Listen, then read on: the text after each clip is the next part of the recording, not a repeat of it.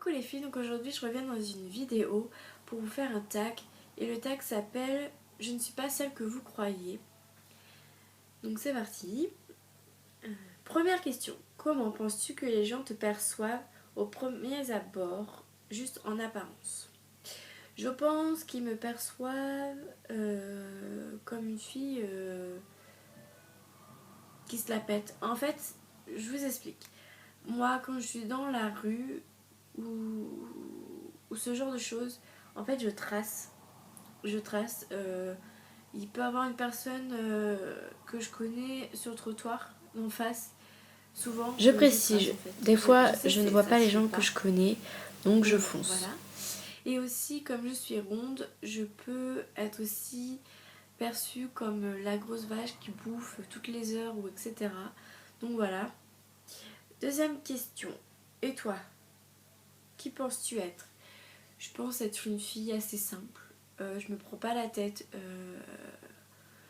Par exemple, il va avoir une embrouille avec entre deux copines ou ce genre de choses, je me prends pas la tête. Je les laisse. Je suis une fille assez simple comme je viens de vous le dire, mais bon, je me répète.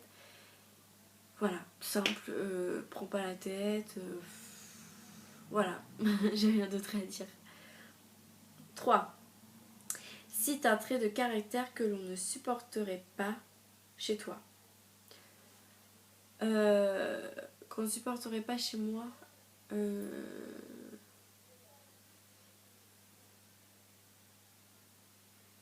La négligence, je pense. Ouais, la négligence. Parce que je néglige jamais personne, je néglige jamais rien. Je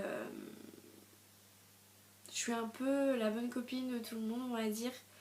Et je pense que si jamais j'avais une amie ou un ami, ou même un membre de ma famille qui est malade ou ce genre de choses, et que je m'en fous royalement, que je le néglige, quoi, que je le laisse tomber, je pense que c'est ça le pire. Moi je suis pas du tout comme ça. Si jamais mon membre de ma famille est malade, et ben je vais le voir le plus possible. Enfin voilà, je sais pas, la négligence, ouais. 4. C'est quelque chose que tu adores faire et qui semble étonnant.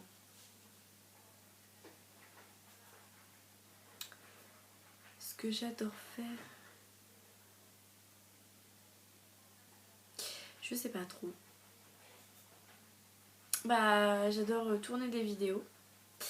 Et ça peut sembler étonnant pour certaines personnes de parler à une caméra toute seule dans sa chambre. C'est vrai que ça peut étonner des gens. Après, je vois pas du tout ce qui pourrait étonner des gens.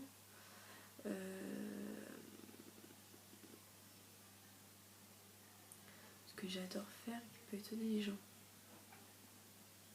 Passer des heures des fois à me coiffer pour en fin de compte rien faire. Ça peut étonner certaines personnes. Mais bon voilà, c'est mon caractère. Des fois je peux commencer à me lisser les cheveux et d'un seul coup me les boucler. Et voilà, non. Mais non, je vois pas vraiment. Non, je vois pas. Cinquième question. Cite quelque chose que tu détestes faire alors qu'on pourrait croire l'inverse. Je déteste me coiffer. Je déteste me maquiller. Je sais, ça pourrait paraître bizarre pour une fille, et parce que je le fais tout le temps, tous les jours. Enfin, mais en fait, je le fais pour moi. Je me force quand même pour pas me laisser aller, pour quand même être quand même comment on appelle ça, mince, je sais plus. Enfin, être bien, pas faire voir aux gens par exemple quand j'ai des cernes que je suis fatiguée, par exemple quand je me lève, mes cheveux sont tout ébouriffés, je me les coiffe parce que je veux pas faire voir que je viens de sortir de mon lit. Enfin, des choses toutes bêtes.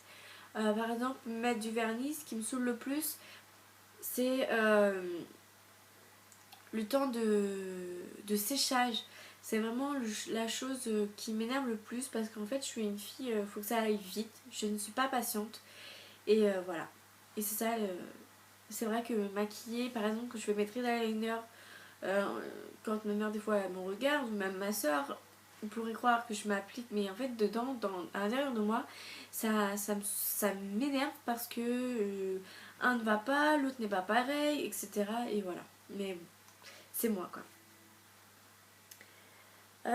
Sixième question. Quelles sont les valeurs qui te tiennent le plus à cœur dans la vie? Les valeurs qui me tiennent le plus dans la vie, c'est le respect. Ça, c'est la chose que je laisse jamais passer. Le respect de la personne. Euh, quand je vois que dans ma vie, des fois, t'as des jeunes. Enfin, je veux pas dire que tous les jeunes sont comme ça, mais le respect, quoi. Euh, Si jamais vous voyez une dame qui a du mal à attraper, je sais pas, un truc dans le centre commercial, il y a le respect de l'aider, enfin, je sais pas. Et voilà. Après, la politesse, ça c'est le genre de choses que je ne supporte pas. Quand des fois j'aide ma maman à son travail et qu'un client arrive et qui vous fait voilà, je sais ça. Oui, bah bonjour monsieur avant. Enfin voilà, des choses, c'est vraiment des choses de base qu'on apprend tout petit, qu'on ne devrait jamais oublier, ça c'est sûr et certain. Euh, et qui sont très souvent carrément oubliés par certaines personnes. Et moi, ça passe pas. Septième question. Raconte-nous la journée idéale à tes yeux. La journée idéale à mes yeux, c'est quand je me retrouve en famille. Par exemple à Noël, au jour de l'an ou même aux anniversaires. J'adore par exemple quand je fête mon anniversaire, je m'excuse, c'est mon chien qui monte, c'est mon lit. Quand je fête mon anniversaire, la journée parfaite c'est préparer des plats pour eux, pour quand ils viennent manger, ou préparer un apéro. Voilà, ma journée parfaite à mes yeux c'est quand je suis en famille, qu'on est tous regroupés et voilà, c'est ma famille. Ensuite, huitième question. Quel message aimerais-tu faire passer aux gens qui ne jugent que selon l'apparence? Que c'est des hypocrites. Franchement, je sais de ce que je parle. Parce que comme je suis ronde, quand on te croise dans la rue, ou même quand tu arrives dans une nouvelle école, etc., on dit tiens, celle-là, elle est creuse, nanana. En fait, ils te jugent direct. Ils me disent bah elle est creuse, bah voilà. Non, on lui parle pas, nanana. Et moi, ça m'énerve. Parce que même dans les relations couple, quand, même pas forcément les rondes, hein, mais si t'es trop maigre, si par exemple t'as les yeux qui louchent, si t'as un nez de travers, si t'as une oreille décollée plus que l'autre, enfin c'est tout ça qui est, qui est vraiment déréglé dans notre société, c'est vraiment... donc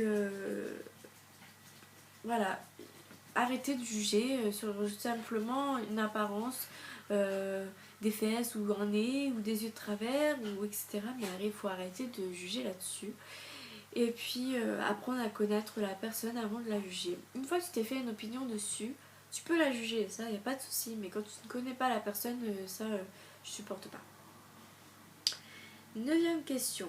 Pourquoi être ici sur YouTube? Quelles ont été tes réelles motivations? Pourquoi sur YouTube? Ça faisait plusieurs années que ça me tentait, YouTube, pour faire partager un peu ma vie, ce que je ressens sur certaines marques, enfin, plein de choses.